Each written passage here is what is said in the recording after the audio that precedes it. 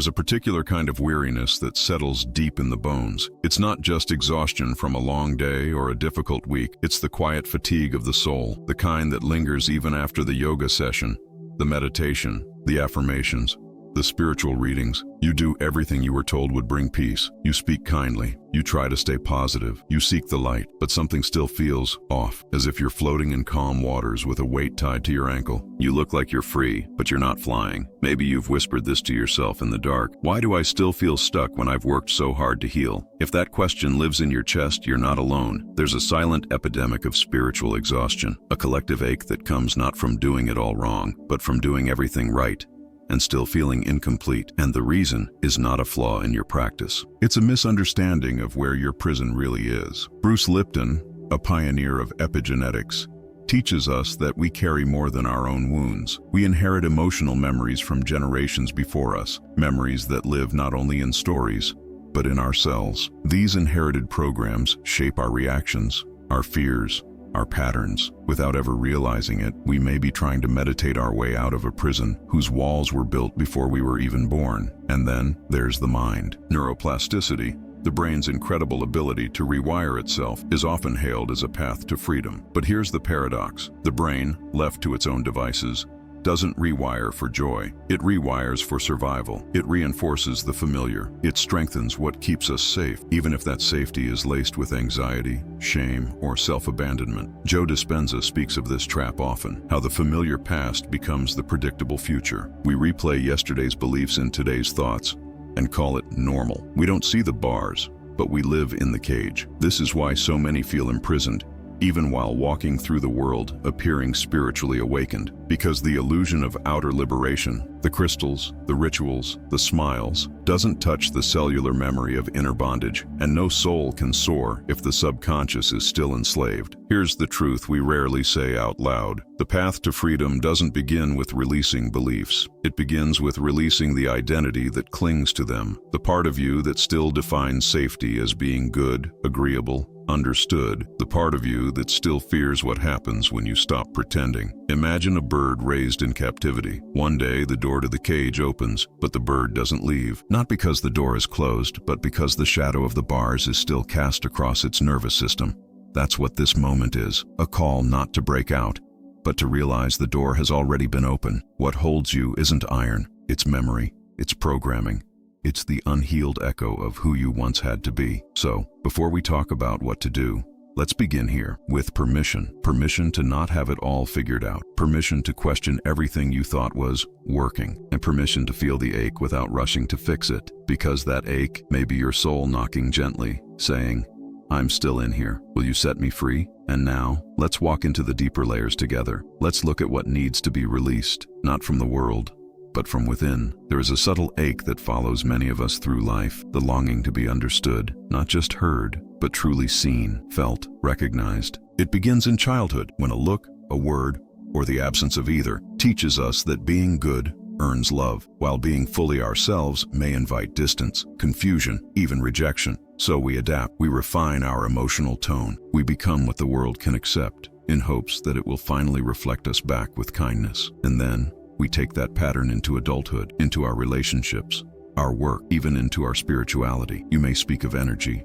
of alignment, of purpose. You may surround yourself with people who share your language. But still, underneath it all, there might be a quiet question. Do they really see me? And even more quietly, am I still shaping myself so they will? This is where the frequency begins to fracture. Bruce Lipton reminds us that every time we seek external approval, we activate the stress chemistry of the body. Cortisol, adrenaline. These are not the hormones of elevation. They are the hormones of contraction. And contraction, over time, becomes identity. We may believe we're evolving, but if the evolution is still dependent on being perceived a certain way, then it is the old self in disguise, still needing to be validated, still fearing misunderstanding. There is a paradox here. The more we strive to be understood, the more we lock ourselves into the version of us that's seeking. And in that striving, we lose touch with our own resonance, the natural rhythm of the soul that doesn't need to be explained, only expressed. Because you are not here to be universally understood. You are here to be radically true, and truth rarely fits into others' expectations. If this truth feels uncomfortable,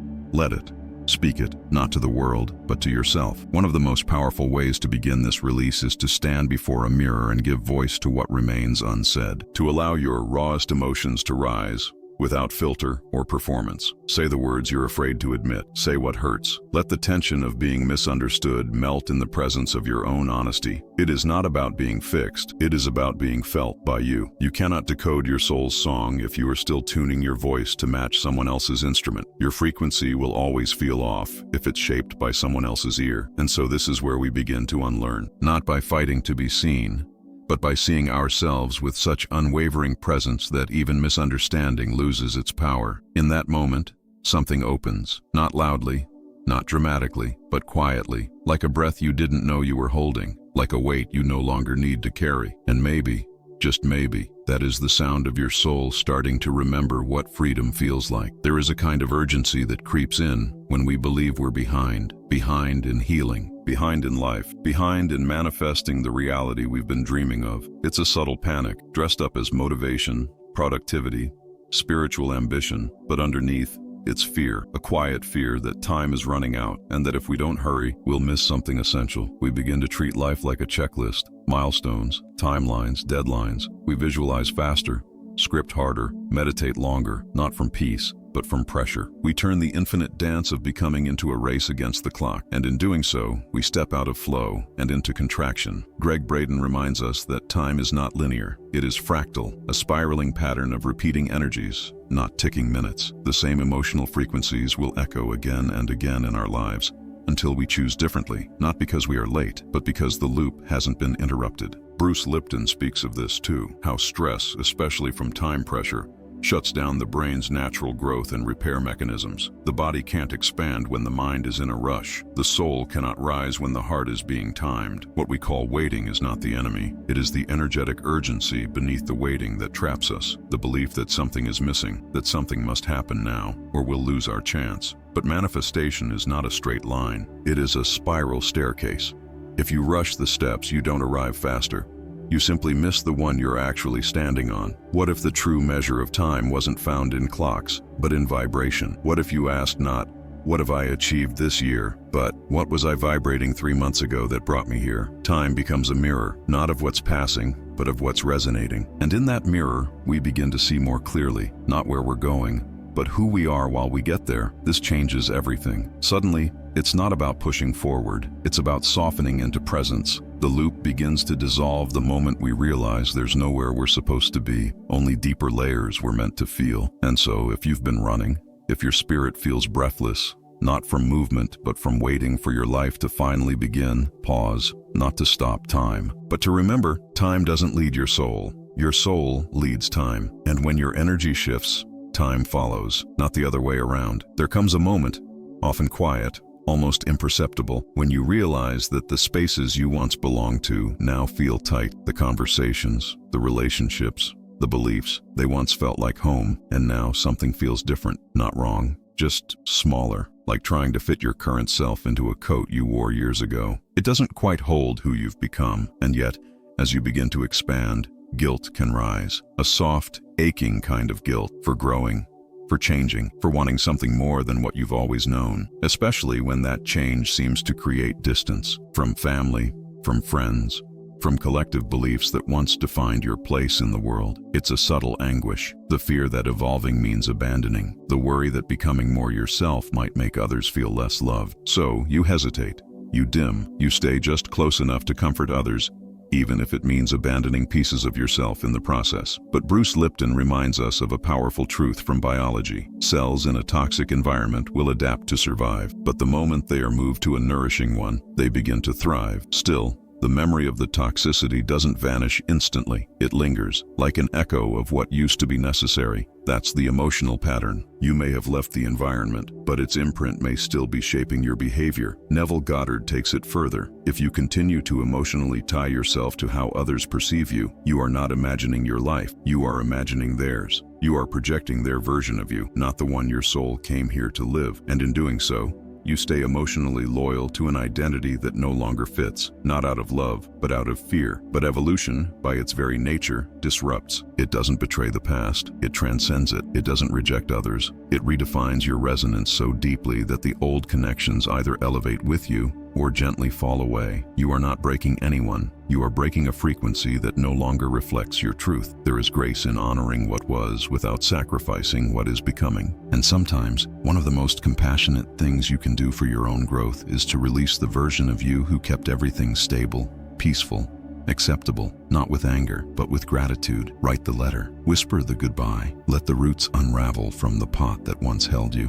and watch how naturally they reach toward light. You are not meant to stay planted in containers shaped by others' comfort. Like a plant repotting itself, your expansion is not a rebellion. It is a return to the size of soul you were always meant to hold. There's a kind of silence that forms when we bury pain under smiles, a smile not born from joy, but from survival, a brightness not born from peace, but from the need to escape discomfort. It looks like strength, it sounds like hope, but inside, something feels numb, like trying to warm yourself in sunlight you know isn't real. In a world that rewards positivity and punishes vulnerability, it's easy to learn that only certain emotions are acceptable, that to be spiritual means to be endlessly grateful, perpetually calm, constantly vibrating high. But what happens when that expectation becomes a mask? When the insistence on feeling good becomes a way to never truly feel at all? Bruce Lipton teaches us that belief alone doesn't reprogram the subconscious. The body must believe too. And belief, true belief, requires emotional coherence.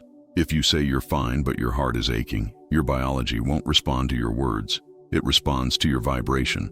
And your vibration responds to your truth. Joe Dispenza speaks of elevation through integration, not denial. He reminds us that we don't ascend by bypassing the shadow. We ascend by seeing it, holding it, loving it, until it no longer needs to hide. True elevation isn't built on avoidance. It's built on wholeness. Here lies the twist. The very positivity we cling to in order to raise our vibration might actually lower it. Not because optimism is wrong, but because inauthenticity carries its own weight. Forced positivity creates vibrational dishonesty, and dishonesty, even with good intentions, fragments the self. There's a quiet power in simply noticing what hurts. At the end of the day, in the stillness of your own space, asking yourself, not what you accomplished, not what you manifested, but what you avoided. What feeling did you push down today? What emotion was not given room to breathe? Giving just 2 minutes of presence to the feeling you most wanted to escape can begin to untangle lifetimes of emotional paralysis, not to fix it, but to meet it. Because pain, when met with honesty,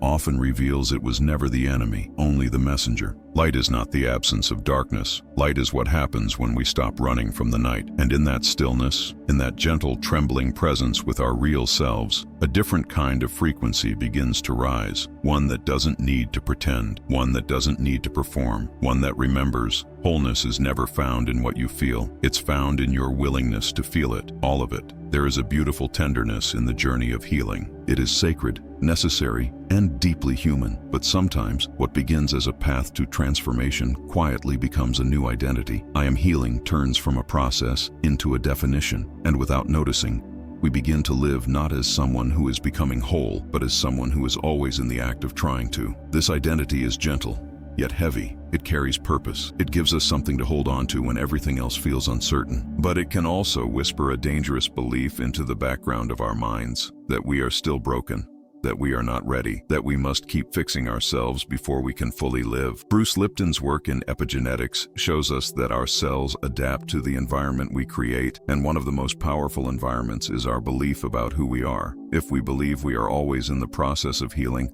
our biology stays in survival mode. The body doesn't receive the signal to thrive. It only knows to protect, to endure, to wait. Joe Vitale expands on this, reminding us that identity shapes vibration, and vibration shapes outcomes. We do not manifest from our intentions alone. We manifest from the frequency of our self-image. If your inner dialogue says, I am someone who is trying to heal, then your reality mirrors that efforting, that striving, that waiting. But healing, real healing, was never meant to be a permanent address. It is a sacred passage, not a final destination. And there comes a time when staying in that identity becomes its own kind of wound. Not because it is wrong, but because it is incomplete. You are not only someone healing, you are someone creating. You are someone becoming. You are someone already carrying the wholeness you long to feel. Imagine shifting the smallest thought. Instead of saying, I'm still healing? What if your inner voice began to say, I am choosing from wholeness, even in the midst of uncertainty, even with scars? What changes is not the pain,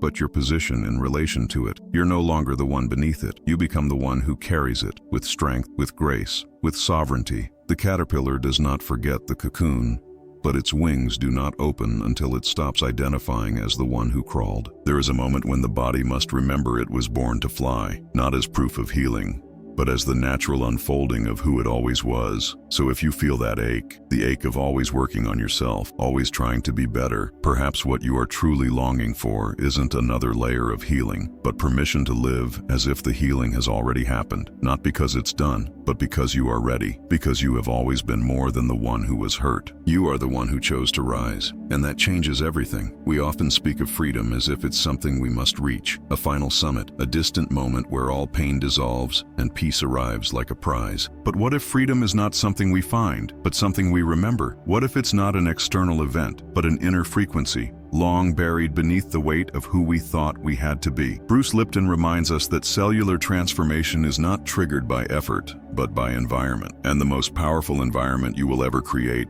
is the one shaped by your inner narrative. When your self-talk shifts, when your emotional landscape becomes more honest than hopeful, more present than perfect, your biology listens.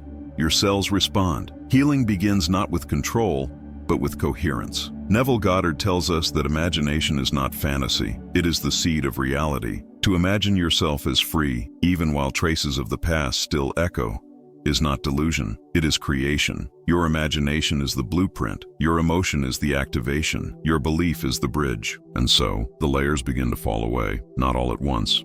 Not with fireworks, but with quiet clarity, a subtle lightness where there was once tension, a gentler voice inside, a breath that feels more open, not because life is suddenly perfect, but because you are no longer holding on to what never truly belonged to you. The myth of arrival begins to dissolve. You stop waiting for the day when you will finally be enough, because something shifts. You begin to feel, not just think, that peace isn't a finish line, it is a rhythm, a state, a vibration, and it becomes more and more accessible every time you choose honesty over image, presence over pressure, and love over identity. Your soul, in truth, has always been free, but like light refracted through fog, it has been scattered through the illusions you inherited, the fears you absorbed, the masks you wore. And as each illusion dissolves, what remains is not something new. It is something ancient, something true, something that was waiting patiently beneath it all. So pause for a moment, feel into this space, not with urgency, not with striving, just presence, just breath, and ask gently, what if nothing is missing, except your permission to stop holding on,